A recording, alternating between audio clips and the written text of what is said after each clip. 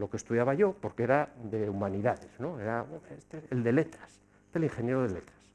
Bueno, este ingeniero mecánico que estaba aquí, llegó el eléctrico y, entre comillas, se descojonaba del mecánico. Pero es que el eléctrico, llegó el electrónico y se descojonó del eléctrico y del mecánico. Y ahora llega el informático y casi se descojona de todos los otros.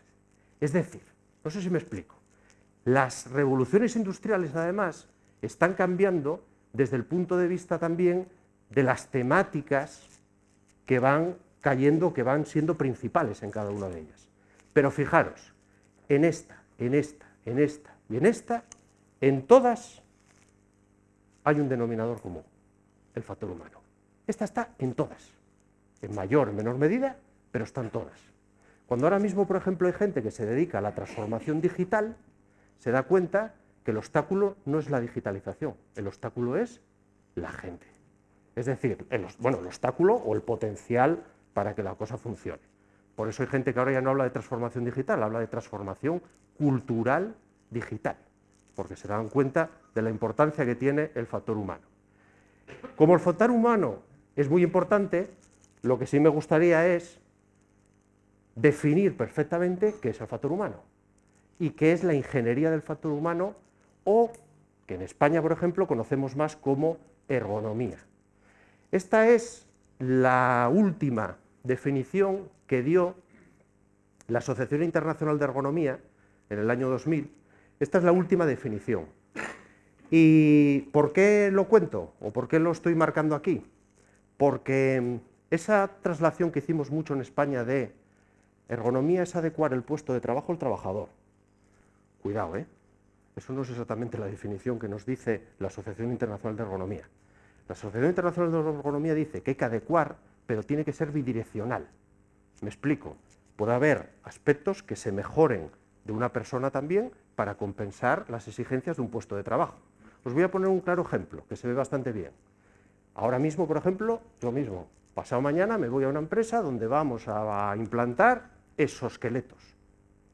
Un exoesqueleto es lo que se conoce como el concepto de human augmented, es decir, aumentas las capacidades de la gente. No adaptas el puesto de trabajo, sino que vas al otro lado. Perfectamente. Esto está vinculado con esta definición. Y por cierto, no se puede decir que se aplica ergonomía si no se optimiza la eficacia, la seguridad, el confort y el rendimiento global del sistema. Y no tiene que cumplirse los distintos parámetros a la vez. Por eso yo, como ergónomo, estoy aquí o voy aquí a hablar, por ejemplo, de aspectos de seguridad, porque muchos de mis compañeros en otros países se dedican a hacer temas de seguridad y comportamiento, porque es uno de sus campos de acción, este que veis, por ejemplo, aquí. ¿Vale? Lo digo porque muchas veces la gente dice, ¿pero qué hace un ergónomo hablando de temas de comportamiento y de seguridad? Pues sí, porque nuestra propia definición, desde el punto de vista de la Asociación Internacional, lo comenta, ¿no? Y por cierto, veis aquí físico, mental o psíquico, que es un poco lo que vamos a estar viendo hoy. Eso para empezar, desde el punto de vista del factor humano. Y esto es un poco, lógicamente, si yo os voy a contar casos prácticos, tenéis que entender un poco también la metodología que tenemos de trabajo, que se basa fundamentalmente en tres aspectos, ¿vale? Ya sé que el primero, aquí, vamos a decir, habrá gente que piense de otra manera. Es normal, pero lo que nosotros estamos viendo después de muchos años es que, con todos los respetos, hay una crisis absoluta de todas las metodologías de seguridad basada en el comportamiento tradicionales. Hay gente que está en una llanura absoluta en cuanto a políticas o estrategias que se hicieron de seguridad basada en el comportamiento. Fundamentalmente, ¿por qué? Porque no parten de hipótesis como estas, que son las que ahora son la tendencia. No sé si habréis oído de la tendencia de seguridad hasta hace bien poco, era el Safety 1, ahora es lo que se llama el Safety 2, y parte de hipótesis totalmente distintas. Ya sé que alguna es complicada de entender para nosotros desde el punto de vista de lo que nos cuentan desde hace muchos años. Señores, partimos de una base que es que las personas cometen errores. Es imposible, literal, hacer que una persona no cometa errores. El que busque eso, yo creo que va desencaminado, porque no lo va a conseguir. Esa es una hipótesis ya bastante importante respecto a otras. Por cierto, en los entornos en los que nos movemos ahora, entornos VUCA, volátiles, inciertos, existen los cisnes negros. Es decir, no puedes predecir absolutamente todas las situaciones, con lo cual puede aparecerte un accidente que no tengas controlado. ¿Vale? El que no recuerde la moraleja de los cisnes negros es que antes, hace muchos años, los europeos pensaban que no existían, que todos los cisnes eran blancos, hasta que llegaron a Australia y dijeron, coño, aquí hay un cisne negro. Pues sí, ¿vale? Existen los cisnes negros. Muchas situaciones, eso sí, son predecibles. Por eso, por ejemplo, ahora hay otra tendencia brutal, que es, no me hagas tanta investigación de accidentes y intenta predecir los accidentes, con herramientas como, por ejemplo, el premortem. Es decir, es gente, por ejemplo, en aeronáutica, que dice, hoy a ver qué va a romper. Y lo que intentan es ponerse en la situación de qué va a fallar. No esperar, porque, por cierto, hay mucha gente que cuando hace investigación de accidentes siempre dice, después de hacer la investigación, qué fácil era acabar con esto. Bueno, eso es un sesgo que se llama el sesgo retrospectivo. Pasado el problema, la gente se da perfectamente cuenta de lo que podía haber evitado, pero lo fastidiado es predecirlo, no ir después, posteriormente. Las conductas individuales son muy influenciables y vamos a intentar también verlo en alguna de las cosas que vamos a hablar. Por lo tanto, si son influenciables, ¿quién es el mayor influenciador? La organización. Por eso esto se llama HOP, de organización, porque es mucho más rentable ir por la organización que no por el individuo. Por eso, con el HOP no se habla de observaciones preventivas, se habla de observaciones etnográficas, porque el que mira desde un punto de vista etnográfico está mirando la cultura, y la cultura lo hacen los antropólogos, no lo hacen ni los ingenieros, ni los psicólogos, ni los químicos, ni saben de esto. Nuestra respuesta ante el fallo es importante, ¿vale? Y las organizaciones más seguras son las que aprenden. Es decir, lo que nos tiene que preocupar es aprender de las situaciones, porque es la única manera de intentar todavía conocer más y predecir. Esto es uno de los pilares en los que trabajamos. Este es otro de los pilares. Trabajamos, lógicamente, con una metodología, una filosofía, que en este caso se llama Design Thinking, que posiblemente alguno conozca, muy de innovación, donde hay tres partes clave: el factor humano, la tecnología, porque los entornos cada vez son más tecnológicos, y trabajamos en empresas, por lo tanto, el negocio es fundamental y hay que tenerlo en cuenta, ¿vale? Y aquí tenéis la tercera pata, que son las neurotecnologías, es decir, herramientas que nos intentan servir para poder conocer algo más, porque si es tan importante todo lo que estábamos comentando antes, ¿dónde muchas veces esto se decide? A nivel del sistema nervioso y en el caso en concreto más del cerebro, ¿vale? Entonces, esto es las fases que nosotros, cuando tenemos que ir a una empresa a implementar cosas de este estilo, tenemos una fase de explorar, una fase de detectar, una fase de generar y una fase de implementar. ¿Dónde utilizamos habitualmente las neurotecnologías? Aquí, en esta fase de aquí, en la fase de detectar, ¿vale? Esto es lo que os decía, por ejemplo, de las observaciones etnográficas, más que las observaciones, por ejemplo, preventivas. Y aquí, como veis, aquí debajo, aquí tenéis la neurotecnología que nosotros estamos utilizando a día de hoy, ¿vale? Sistemas de seguimiento de ojo, por eso veréis el concepto que decía antes del partido de fútbol, porque vamos a hablar de ver, sistema de electroencefalografía y sistema de EDA. EDA es un sistema que lo que te mide es la conductividad electrodérmica de la piel, te mide la frecuencia cardíaca y te mide el movimiento. Por lo tanto, tú puedes saber la activación, ¿vale?, que una persona tiene, por ejemplo, en una sala de control. Bueno, por cierto, una cosa que está pasando muy curiosa es que muchos ingenieros lo que están haciendo es automatizando. ¿Qué automatizan? Lo que pueden. Y lo que no pueden, dicen, para el individuo. Ay, amigo, pero como se equivoque, error humano. Hostia, no. Tú lo que está pasando ahora mismo es que además estás automatizando muchas veces sin tener en cuenta el factor humano, y el factor humano cada vez se entiende menos porque cada vez hay más automatizado. Entonces, como cuando vas ahora a un taller de coche, le dices a uno qué le pasa a tu coche y te dice lo que diga el ordenador, porque ya no tengo ni puñetera idea de lo que está pasando. Entonces, cuidado, porque automatizar también tienes que tener en cuenta el factor humano, si después le vas a exigir que, lógicamente, reaccione y tome decisiones correctas, ¿vale? Entonces, vamos a ver un poco cómo lo aplicamos en esta fase. Hay otra fase que es la de validación, que también lo solemos aplicar. Vais a ver también otro ejemplo de esta parte de aquí, ¿vale? Pero fundamentalmente que sepáis que lo utilizamos aquí, en detectar. Y estas son los 3 equipos, ¿vale? Por cierto, primera consideración, todos los equipos son portátiles. No creemos en los laboratorios. El mejor laboratorio es el contexto real. Punto.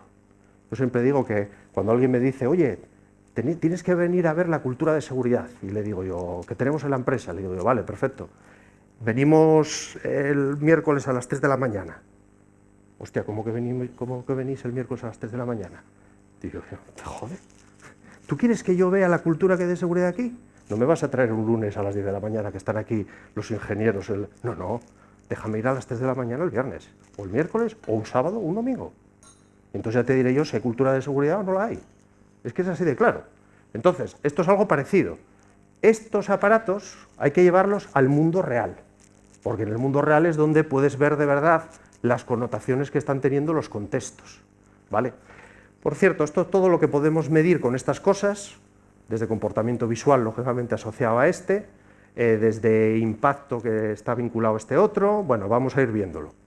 Pero, por cierto, ¿por qué? Porque si la ergonomía va de intentar conocer capacidades, limitaciones y necesidades, otra de las cosas que nos da la neurociencia, que no nos daba hasta ahora ninguna otra herramienta, son las expectativas, que son fundamentales en temas de comportamiento humano. Es lo que llaman los de marketing los insights. Es decir, si tú quieres venderle a alguien algo, porque, por cierto, la gente que más conoce de comportamiento humano es la gente de marketing, porque esa gente tiene dinero de sobra para poder estar intentando venderte más. Otra cosa es que son contextos diferentes, ¿vale? Entonces, incluso podemos llegar a lo mejor a conocer expectativas, y lo vais a ver también en un ejemplo. Por lo tanto, ¿por qué lo utilizamos nosotros en la seguridad salud laboral? No solo por ser capaces de predecir, que a lo mejor podríamos llegar a predecir cosas, sino porque queremos de verdad conocer los comportamientos, porque es la única manera de aprender. Y por cierto, eso es otra cosa que, por ejemplo, el Hop dice, se aprende mucho de los errores, pero se aprende mucho también de los aciertos. Muchas veces eso no lo estamos viendo. La gente muchas veces acierta y cuando acierta se comporta de una manera que puedes aprender muchísimo de ellas, ¿eh? ¿Vale? Vamos entonces a ver, antes, por cierto, yo sé que hay gente que le gusta muchas veces, sobre todo cuando son más ingenieros, te dicen, pues me parece muy bien, porque estos equipos te permiten una cosa, que es medir. Y entonces ya te sacan la frase esta que a mí me pone de los nervios, de que lo que no se mide no se puede mejorar. Que hay gente que está obsesionada con esta. Y yo siempre le digo, oye, pues me parece muy bien, pero a mí me gusta más esta. No puedes gestionar lo que no entiendes, tío. Así de claro. O sea, no solo tenemos que saber medir, sino tenemos que entender y comprender lo que hay. Porque si no, es difícil que vamos a poder gestionar nada, ni poder mejorar nada. ¿Vale? Entonces, aquí, ¿qué es lo que tenemos? Pues tenemos estas variables que antes estábamos viendo. Por ejemplo, esto de aquí, que se coloca aquí, en el dedo, ¿vale? Habitualmente en el dedo pulgar, aunque se puede utilizar en otros. ¿Qué me da? Me da la activación emocional vinculada con carga cognitiva. Es decir, por ejemplo, ir pensando, pues en una sala de control, esto se podría perfectamente utilizar. Y esta, que la vamos a ver en algún ejemplo, lo que me mide es el impacto emocional, es decir, el interés que hay frente a un estímulo, frente a una tarea. ¿Vale? Entonces este me puede venir bien, por ejemplo, en estos procesos en los que muchas veces hay hipovigilancia, ¿no? Pues puedo conocerlo, puedo saberlo de esa manera. El electroencefalograma, lógicamente, me permite muchas más cosas y, sobre todo, también le doy importancia a esta de aquí, que la vais a ver también en un ejemplo, que es la valencia emocional. Es decir, yo puedo estar activado, pero puedo estar activado por miedo o puedo estar activado por alegría y por... Bueno, pues el electroencefalograma lo que me es capaz es de saber si es por uno o es por otro. Valencia positiva, valencia negativa. Lógicamente también tengo posibilidades de saber atención, de saber memoria, o incluso de implicación. Bueno, esta es otra que se utiliza en algunos casos, aunque menos, ¿vale? En el engagement. Y, lógicamente, las gafas. El eye tracker, que me permite ver el comportamiento visual. Saber dónde mira uno, cuánto tiempo de permanencia de mirada, recorrido de la mirada y cosas por el estilo. Lógicamente están relacionadas muchas de ellas, ¿eh? Entonces, respuesta a la pregunta esta. Tenemos un problema, porque nosotros, nuestro cerebro, es verdad la frase de que necesitamos ver para creer, pero es que necesita nuestro cerebro crear para ver. Cuidado con la gente que es fanática de las observaciones, porque aparte de los sesgos que se puedan emitir en una observación, muchas veces tú estás creando tu propia realidad. Yo no estoy diciendo con esto que estos tres hayan creado la realidad que les interesaba, pero cuidadito, porque muchas veces el ver o no ver no es tan... se ve perfectamente con la diferenciación entre ver y mirar, ¿vale? Que nuestro propio RAE nos lo diferencia perfectamente. Una cosa es ver, que es percibir, y otra cosa es mirar, que es dirigir. Por lo tanto, si tú no estás dirigiendo la mirada a lo mejor a ese sitio, tú puedes estar viendo y no estar en realidad mirando. Por lo tanto, tu respuesta tampoco va a ser esa.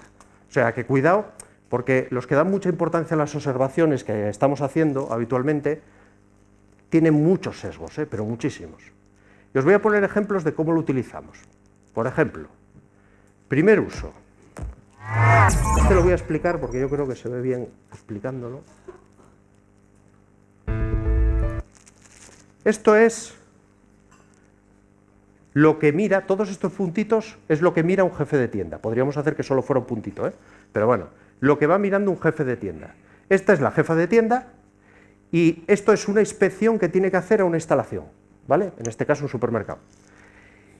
Y aquí tienes lo mismo, esa misma inspección hecha por un técnico de prevención para ver la diferencia de lo que ve una o de lo que ve otra.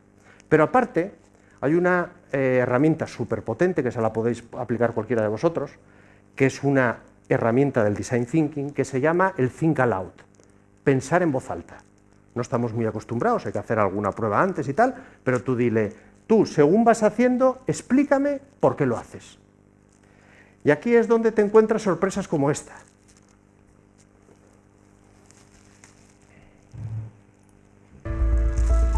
Vais a ver que esta mujer llega para hacer la inspección, sale, veis lo que va viendo, y fijaros, aquí se agacha, ¿vale? Se está agachando en la zona de congelados. Y nos dice, estoy agachándome para ver si hay agua, no vaya a ser que caiga un cliente. Ah, y cuando le dices, oye, ¿yo un compañero? Bueno, yo quise decir persona humana. No, tú quisiste decir lo que dijiste. A ti lo que te aprieta de verdad es que se te caiga un cliente. Por lo tanto, yo imaginaros que estoy observando a esa mujer. Yo con un checklist haría observación, ¿buena? Sí, perfecta. No, perfecta, ¿por qué? Si lo que está dentro en realidad pensando no es lo que debería pensar. No sé si me estoy explicando. Tenemos que quitar las capas de la cebolla e intentar ir al núcleo de la cebolla, ¿vale? Porque como no vayamos al núcleo, no sabemos los insights que la gente tiene. Y si no sabemos los insights, no sabemos cómo cambiarlos. ¿Por qué? Porque eso se ve muy bien. Tú, personas que se comportan de una manera determinada y ante una presión de tiempo, ¡fum!, error humano, presiones, distracciones. Bueno, es que a lo mejor siempre se comportó de una manera determinada y cuando hubo una condición, una variabilidad, un entorno buca un poco diferente, se descubrió lo que había de verdad. Entonces, para intentar evitar eso, son buenas herramientas de este estilo. Fijaros, ¿para qué lo utilizamos también más, por ejemplo? Pues lo utilizamos para... ¿Cómo le enseño yo a un individuo en seguridad vial cómo describir una curva? Pues es complicado. ¿Cómo se tiene que fijar o dónde se tiene que fijar? Eso me lo permite un eye tracker, porque es decir, oye, mira, esto lo hace así un profesional, inspecciones de calidad. O, por ejemplo, si un procedimiento de verdad se está cumpliendo o no. Esto nosotros nos lo piden como auditoría. La gafa es la auditora. Yo no hay auditor. El auditor es la gafa. Vas registrando lo que vas haciendo, lo que vas mirando, y no hay nadie que te esté observando externamente, ¿vale? Estos son, vamos a decir, unos ejemplos. Esto aplicado a casos de estudio de éxito. Bueno, este es uno de nuestros clientes que lo que lleva haciendo desde hace tiempo es un programa de cambio cultural, ya desde hace ya unos cuantos años, donde va incorporando pues distintas, vamos a decir, distintas herramientas, haciendo como un tsunami, por decirlo de algún modo. Entonces, estamos colaborando en este desarrollo del programa de cambio cultural, y una de las cosas que nos pidió es esto, es patrones de comportamiento visual, ¿vale? ¿Para qué? Pues yo creo que lo va a entender casi todo el mundo, porque una de las penosidades o uno de los sitios donde tenían más actos inseguros, ¿vale?, es con los carretilleros, donde había una accidentabilidad un poco, bueno, relativamente importante, ¿vale? Pero claro, ellos lo que querían era ir un poco más allá, no saber, bueno, saber que cometen actos inseguros, sí, pero detectarlos, comprenderlos y aprender de ellos, un poco lo que estábamos comentando antes, ¿vale? ¿Cómo? Pues a través de estudios de este estilo. Esto al final no deja de ser parecido a lo que estábamos viendo antes, lo que pasa que en este caso en concreto, este vídeo también es un vídeo formativo. ¿Por qué? Porque le puedes demostrar, por ejemplo, a un carretillero que si se dedica a meter datos en la pantalla, llega un momento en que no está viendo por dónde va. Y es difícil hacérselo ver, salvo que lo vea en el vídeo. Os vais a fijar, por ejemplo, va a pasar dentro de un poquito, donde vais a ver unas flechas que lo indican. El individuo, ahí está la carretilla parada, ¿vale? Porque está metiendo los datos, pero está la carretilla parada. Pero vais a ver que mete datos con la carretilla en movimiento, ¿vale?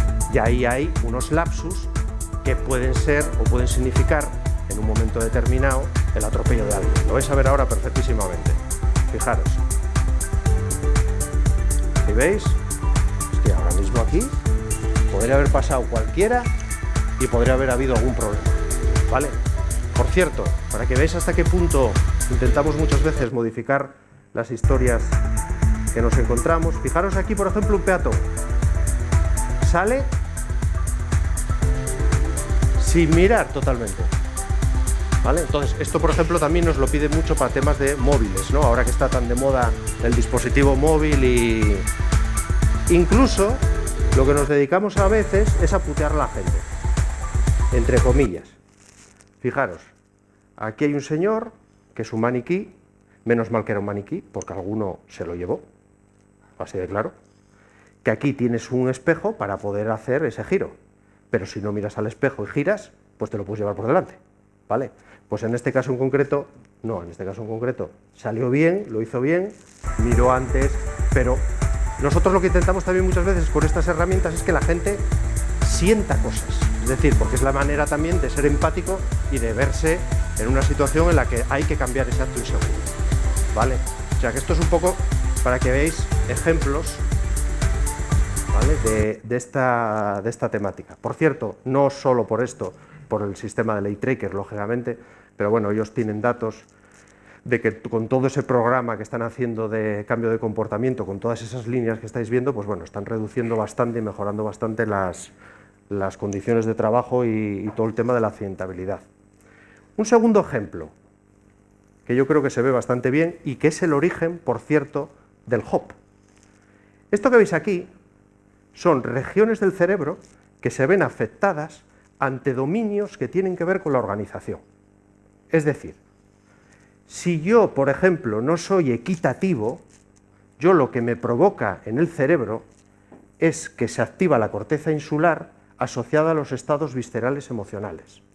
Es decir, hay relaciones entre dominios de la organización y conductas individuales. Esto ya hace tiempo que lo descubrió este señor, Daniel Kahneman.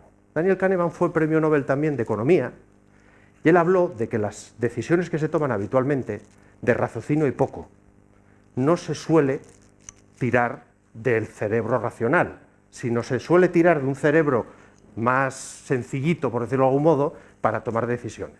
¿Por qué digo esto? Porque muchas veces cuando la organización está pensando que todo el mundo no se puede equivocar, mucha gente, porque tiene que actuar de manera racional, la realidad te dice que eso no es así. Y él lo explicó con lo que se llama el juego del ultimátum. El juego del ultimátum yo creo que es un clarísimo ejemplo de hasta qué punto no somos racionales. Y vais a ver un vídeo que lo explica. El juego del ultimátum es un experimento que sirve para detectar nuestra capacidad para decidir de forma emocional. Lo juegan dos jugadores. El experimentador les ofrece 100 euros para que los compartan. El jugador A es el depositario del dinero y debe decidir cuánto se queda a él y cuánto le ofrece al otro. Solo se puede hacer una única propuesta. No hay más negociación posible. Por su parte, el que no recibe el dinero, al que llamaremos jugador B, debe decidir si acepta o no el ofrecimiento. Si acepta, se reparten el dinero y todos contentos. Si no acepta, los dos pierden y nadie recibe ni un euro. ¿Cómo se hará el reparto? Eso depende de cada cual. Durante décadas se ha jugado en distintos países y se han visto conductas de todo tipo. Hay distintas opciones. Algunos, ante la posibilidad de decidir cuánto reparten, son altruistas y ceden la mitad, es decir, 50 euros al otro jugador. En ese caso, suele haber acuerdo fácilmente y se resuelve el juego de forma beneficiosa para ambos. Pero, ¿qué pasa cuando el que decide el reparto, el jugador A, prefiere ser más egoísta?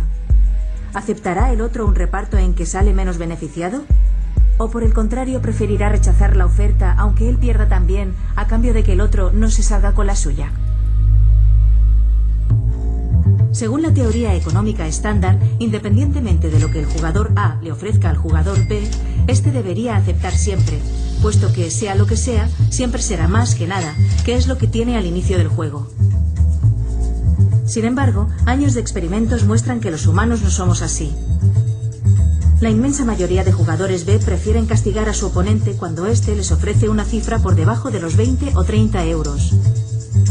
Es decir, que la avaricia, a partir de este punto, es castigada de forma sistemática. ¿Por qué preferimos quedarnos sin nada antes que aceptar una cifra pequeña? Ante un acuerdo que consideramos injusto, ante un abuso de poder, nuestra indignación crece y clamamos venganza. A pesar de perderlo todo, preferimos la justicia a un beneficio humillante. Lo que ocurre a nivel cerebral es que dos tipos de razonamiento se enfrentan en esta situación. Por un lado, nuestra parte más racional y lógica, en el córtex prefrontal, nos anima a aceptar cualquier propuesta económica en la que haya una ganancia, por baja que sea. Por el otro, el cerebro más primitivo y emocional nos hace sentir enfadados y deseosos de restablecer lo que consideramos justo. Esta parte gana la primera, haciendo que nuestra decisión sea, finalmente, emocional. De hecho, podemos concluir que el sentido de injusticia es algo innato en nosotros, con un origen biológico que puede ser incluso localizado dentro del cerebro. Se produce una alta actividad en el núcleo estriado dorsal, parte del cerebro asociada con el castigo y la recompensa, y en la ínsula, donde se genera la sensación de aversión. Pero generalmente no suele haber jugadores que ofrezcan cifras demasiado pequeñas.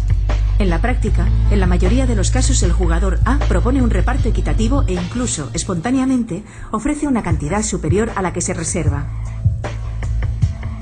No suele ser complicado llegar a un acuerdo. Y a pesar de que nuestras emociones inconscientes son las que dictan las reglas, el resultado no es nada irracional. En realidad, solo nos dan ventajas. La indignación y la búsqueda de justicia nos ayudan, en la vida, a detectar rápidamente de quién debemos fiarnos y de quién no. Gracias. Esto que veis ahí sería esto de aquí, pero es que está esto, están las autonomías, están las certidumbres, está el estatus. Es decir, de nada sirve meterte en el comportamiento individual de la gente si la organización, estos dominios de aquí, no los tienes controlados. Yo siempre lo digo, un claro ejemplo. El día que uno, por temas de presiones y por temas de sacar adelante a lo mejor en mantenimiento, y le dice, oye, hoy el procedimiento, sáltate este paso, estás sentando la cruz del ataúd, porque ese trabajador el día que lo necesite se va a saltar ese paso. Es decir, esto de aquí es muy importante y está a nivel organizacional. Por eso el HOP y otras como el Safety 2 están trabajando con aspectos de este estilo. ¿Vale? Están volcándose hacia la organización más que, bueno, lógicamente a los individuos también, pero desde un punto de vista muy organizacional. Y ya para acabar, quería contar otro estudio que, como veis, está vinculado con el Festival de Cannes. Yo no sé si lo sabéis, el Festival de Cannes casi todos los años hace como un tema, por decirlo de algún modo, una temática, donde da unos premios a los mejores anuncios o a los mejores pósters o a los mejores... Bueno, pues aquí tenéis el póster ganador de hace unos años, de hace 3 años, más bien. Este fue el póster ganador en un concurso de seguridad vial, ¿vale? Donde podían participar empresas, donde podían participar fabricantes, donde podían participar... Este fue el ganador. Bueno, bonito, ¿no? En este caso es de Fiat. Oye, no te maquilles si estás conduciendo, ¿vale? Y este es uno que obtuvo una CESIT, ¿vale? Este fue poco peor. En este caso es de Buick. Y aquí, pues bueno, lógicamente lo que pretende es un poco, oye, no ir en dirección contraria, bueno, todo lo que tiene que ver con la señalización. Bueno, pues si tú haces un análisis a través de sistemas de eye-tracker, que fue lo que se hizo, ves pasar usuarios, le enseñas este póster y esto es el mapa de calor, es decir, esto es de un montonazo de usuarios, lo que más te miran, el mensaje, bueno, está bien, y después, lógicamente, no hay un patrón muy definido porque, bueno, es vamos a decir, es una fuente de colores que va por todas partes, ¿no? Entonces no tienes ningún punto así más al detalle. Mientras que si tú miras el de Buick, el mensaje también está claro, casi todo está centrado aquí, en esta parte del póster, y después, bueno, lógicamente hay algunas zonas más en concreto donde está el mensaje, donde está el logo, pero bueno, está también bastante repartido. Pero la clave no está aquí. La clave está en estos dos de aquí. Y fijaros, aquí tenéis la comparativa de el de Fiat y del de Buick.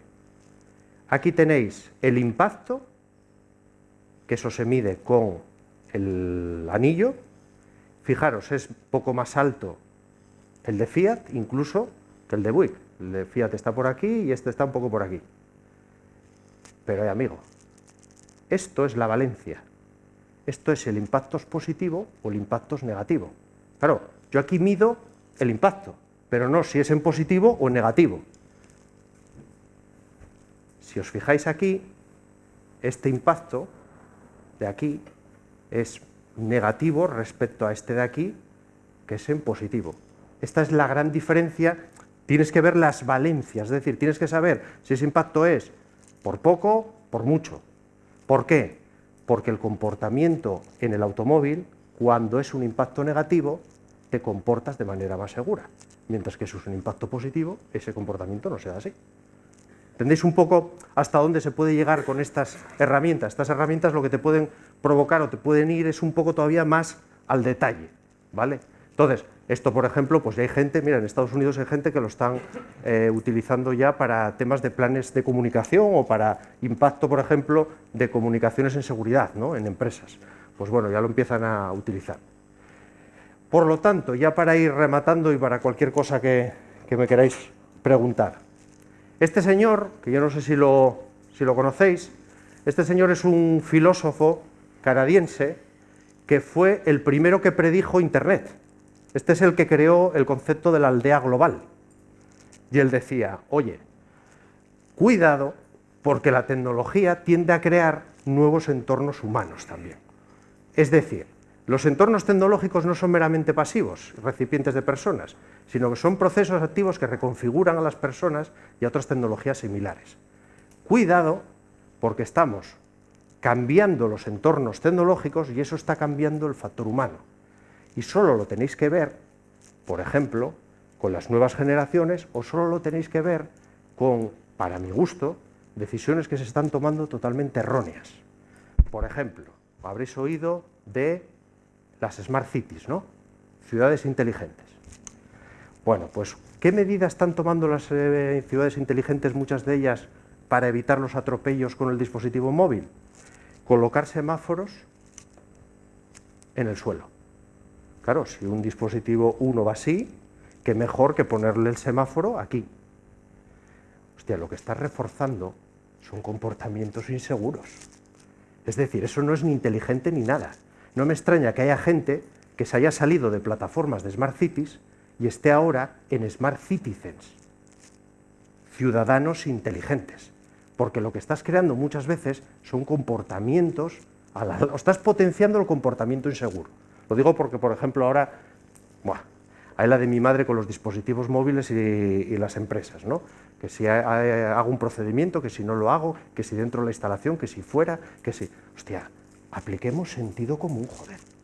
Que es que estamos potenciando incluso cosas que nos van a venir en nuestra contra. Esa es mi opinión, ¿eh? Y esto es un poco lo que está en el trasfondo de esto que estoy comentando yo, ¿no? Que cuidado porque está cambiando mucho todo esto. Y nada, muchas gracias. No sé si hay alguna... No sé cómo andamos de tiempo porque anduve ahí sin mirar. No, pero... según el horario vamos bien. Gracias. O sea, que si hay alguna pregunta, alguna cosa... Sí, gracias Gustavo. Ahora daríamos paso al turno de preguntas. Si alguien tiene alguna pregunta, recordad de identificaros y decir nombre y empresa a la cual pertenecéis.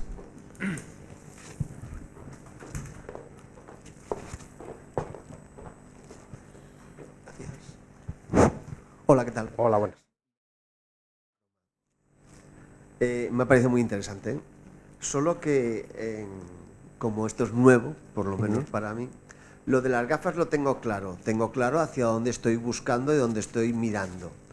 En los dos dibujos, bueno, las dos fotografías que nos has puesto del accidente, del tema de vehículos, ¿vale? Sí. El de esa especie de nube de colores, sí. Y el señor que estaba con la señal de tráfico. ¿Cómo funciona el dedo que detecta pulsaciones? El dedo lo que mira es pulsaciones, mira movimiento, porque claro, tú lo que puedes es tener ruido, es decir, si tienes un individuo que está moviéndose, tú puedes estar teniendo una frecuencia cardíaca mayor no por temas de atención, sino porque te estás moviendo. Entonces tiene que haber un componente de movilidad, de saber el movimiento que hay, y lo importante sobre todo es la conductividad electrodérmica de la piel, porque la conductividad electrodérmica de la piel es un parámetro que viene asociado con el tema de la atención. Entonces, juntas sobre todo frecuencia cardíaca, eliminando el ruido que posible a través de saber el movimiento que hay, y después la conductividad electrodérmica. ¿Y cómo defines que es positivo o negativo? El electroencefalograma. El electroencefalograma. Porque en función de la parte del cerebro que se te está activando, sabes si es algo, vamos a decir, en positivo o si es algo en negativo. Por cierto, hay una película que es preciosa, que la habréis visto seguro con los niños, si alguno tiene niños, que es de hace unos años, de la explicación de las emociones. Es que no me acuerdo de cómo se hizo la traducción. Exactamente. Bueno, pues parece una tontería, pero está muy bien explicado. Es decir, eso es un niño que está en su cerebro, hay distintas bolitas de colores, bueno, vamos a decir, figurantes de colores, que uno es el que cuando ante el miedo aparece, el otro... Pues eso es lo que nosotros registramos con el electroencefalograma. Entonces registramos un poco las partes del cerebro que se activan y en función de eso sabemos si es valencia positiva, valencia negativa. ¿Vale? ¿Podríamos entonces encontrarnos de que, teniendo en cuenta la experiencia de un trabajador, porque como estamos en un ambiente laboral, tanto la infancia, la educación, la formación, etcétera, ante el mismo estímulo pudiera percibirlo totalmente distinto? Totalmente diferente, totalmente diferente. Por eso hay un señor, un ergónomo, que se llama James Rison, que dice: no te centres tanto en el individuo porque no te merece la pena, porque no vas a poder controlar los cambios de comportamiento de tanta gente en contextos tan distintos, en situaciones tan diferentes. Te sale mucho más rentable ir a por la organización, de intentar crear una organización que sea, por cierto, coherente, por ejemplo, que eso tela, lo de la palabra esa de la coherencia ya la podían quitar de muchos diccionarios, coherencia, que sea justa, que sea, porque eso activa en el individuo respuestas. Yo voy a poner un ejemplo, que yo creo que se ve bien y que todos creo que nos veremos reflejados.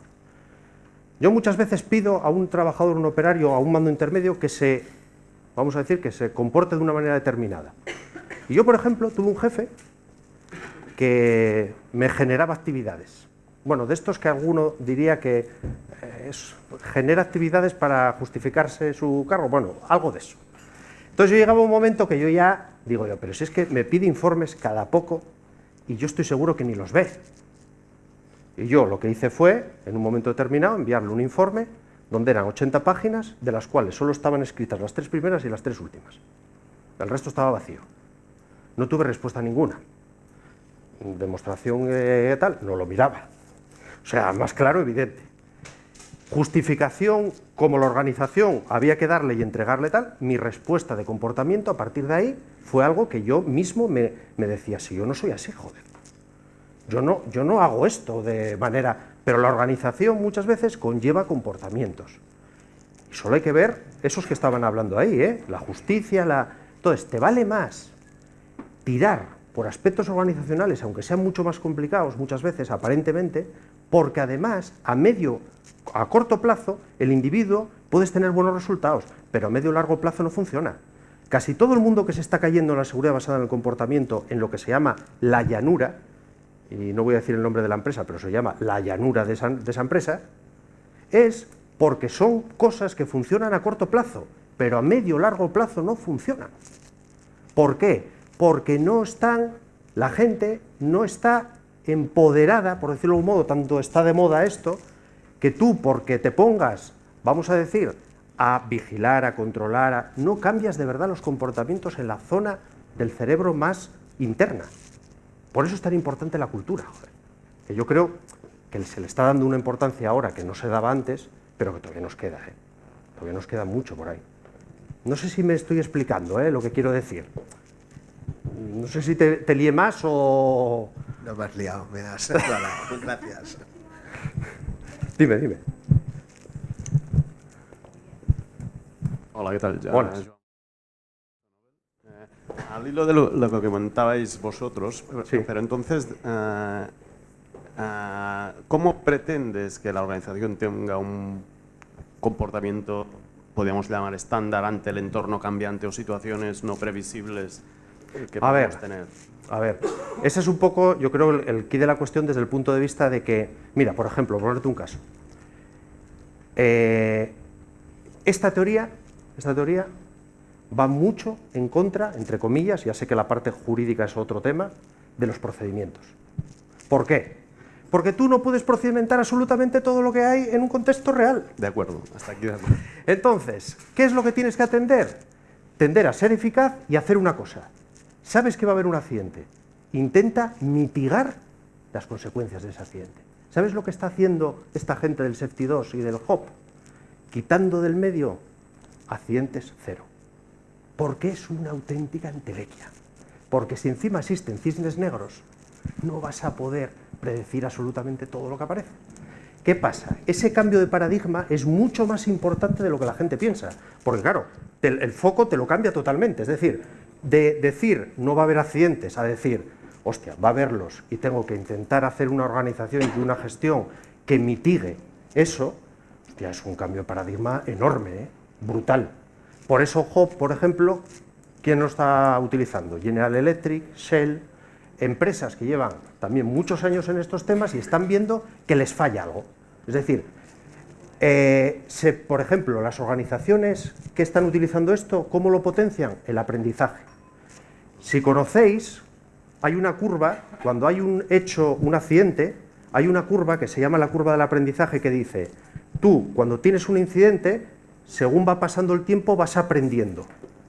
Si tú tomas medidas aquí, estas medidas puede ser que no sean las adecuadas, porque no aprendiste. ¿Qué pasa? Que tienes que lidiar con lo que tengo que hacer, vamos a decir, o lo que podría hacer, porque los recursos son limitados, entonces tienes que cortar en algún lado. Pero dale más importancia al aprendizaje. Es decir, aprende de todas las situaciones. Y eso viene muy determinado, por ejemplo, por esto que ya sé que alguno me matará, porque si digo que los procedimientos no son la panacea, alguno me colgará. Lo siento, es que no son la panacea. Sí, en esto estamos de acuerdo porque un procedimiento no puede contener todas las posibles casuísticas. Entonces, yo creo que la gran historia es ir montando sistemas de gestión también que sean lo suficientemente ágiles, que cambiemos la perspectiva, y cambiar la perspectiva, por ejemplo, es aprender no solo de los errores, sino aprender de los aciertos, cosas que yo creo que, por cierto, nos acercaría muchísimo más a calidad, a producción, es decir, sería un discurso mucho más cercano a la integración, desde mi punto de vista, y desde el punto de vista de mucha gente de Estado del Hub, por ejemplo. No sé si te expliqué. No, de acuerdo, ¿no? Has dado muchas ideas y has conseguido que no nos durmamos. Bueno, pues, oye, como esa era la expectativa... No, felicidades. Y no sé si había otra pregunta.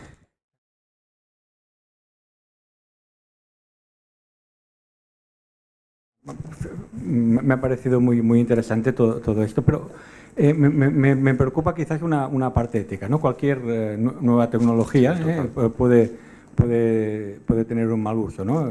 Seguramente el primer humano que inventó un arco lo hacía para cazar un conejo, pero alguien lo utilizó para matar al compañero, ¿no? En esto que nos has enseñado, tú acabas teniendo una cantidad de información sobre una persona que la puedes individualizar, o sea, tienes toda esta información, puedes llegar a saber si un tipo es muy hábil o no es muy hábil en su trabajo, aparte de muchas cosas más, ¿no? ¿Habéis pensado en algún tipo de protocolo ético para no utilizarlo, yo qué sé, como a nosotros, mira, en selección de personal, ¿no? Alguna cosa de estas, por un lado. Y por otro, ¿cuál es la aceptación de la representación de los trabajadores cuando se les dice, mira, a tu representado le vamos a poner unas gafas y vamos a saber qué caray mira durante todo el día, ¿no? Sí, por cierto, ahí se desmitifican, por ejemplo, lo que se mira a una mujer o lo que se mira a un hombre, con sistemas de eye-tracker, que la gente dice a los ojos, sí, los ojos, tanto unos como otros.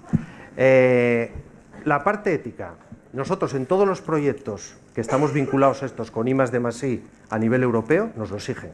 Ya o sea, proyectos de I+D+I, donde hay un componente del factor humano, ya tienes un protocolo de cómo vas éticamente con esos datos, para qué los utilizas, cuál es el objetivo, tal. O sea, si son proyectos de I+D+I, lo haces. En empresas, intentamos lógicamente también que eso vaya por ahí. No siempre se consigue, porque además ahora también dependiendo de qué empresa. ¿Vale? Nosotros tenemos empresas que nos han rechazado proyectos de este estilo precisamente por eso que tú dices, porque no quieren conflictividad tampoco además social o no quieren tal, y dicen, no, déjame, para lo que voy a aprender y el lío que voy a tener, prefiero la balanza el que lo dejes. Es verdad. ¿Qué pasa? Que, a ver, yo creo que lo que hay que tener muy claro es los objetivos que se busca y dejar claro lo que se está buscando. Es decir, no se está buscando lo que tú estabas comentando, porque, por cierto, esto empieza a utilizarse en selección de personal, Para, por ejemplo, salas de control, yo sé de una consultora... Aquí va también. Yo soy de una consultora en temas a puestos un poco potentes para la atención, que mejor que ponerte cosas de estas y ver la respuesta que tienes, ¿vale? Por ejemplo, hay empresas con videojuegos que están haciendo esto también, para saber si de verdad que vas a ser un comercial de videojuegos vives el videojuego, porque ellos saben que los comerciales que más están enamorados del videojuego es el que más vende. O sea, que esto efectivamente se puede utilizar, bueno, si te digo que esto se utiliza mucho en el marketing, ya te digo que se utiliza en el mundo del negro. No sé si me explico, ¿vale? Pero yo creo que hay que ser muy claritos cuando se empieza un proyecto de estos, qué es lo que buscas, cuál es el objetivo, cómo haces el diseño muestral. Pues claro, hay alguno que te dice, vamos a ponérselo a Pedro González. Hostia, bueno, ya el hombre ya está señalado. O sea, no, vamos a, por ejemplo, decir, muestra, ¿qué quieres? ¿Hacer la comparativa de lo que ve, por ejemplo, un tío con experiencia y una tía sin experiencia o al revés? Pues entonces vamos a montar un diseño muestral como se debe. Pues un poco lo que hacen también la gente de marketing, lógicamente. ¿Vale?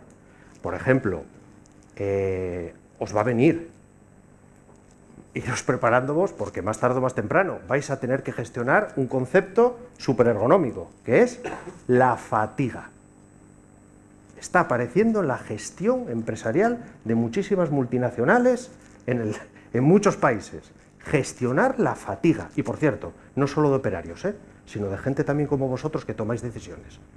Porque la gente cuando habla de los operarios se dicen que pueden cometer hasta 7, 8 errores por temas de manos, por temas... La gente que toma decisiones de aquí están más o menos a la hora entre 15 y 20 errores. ¿Por qué? Porque además estamos en entornos VUCA y yo no puedo tener conocimiento de todas las variables, con lo cual me voy a equivocar. Entonces, la gestión de la fatiga, y esto, por ejemplo, es una buena herramienta para saber si la gente se fatiga o no se fatiga. En una sala de control, por ejemplo, o con turnos, o... A mí me hace mucha gracia ver proyectos sobre turnicidades que son de laboratorio, y a mí me gustaría verlos en una refinería con condiciones reales. Y con condiciones de verdad, que a lo mejor sale en positivo para la empresa, entre comillas, o positivo para los trabajadores, pero con textos reales, de verdad. Entonces yo a la parte ética, claro que le doy mucha importancia, No, es que es clave, es que si no, esto te puede salir como el Rosario de la Aurora, Puedes acabar con proyectos textos. No Queríamos pasar a una pregunta final.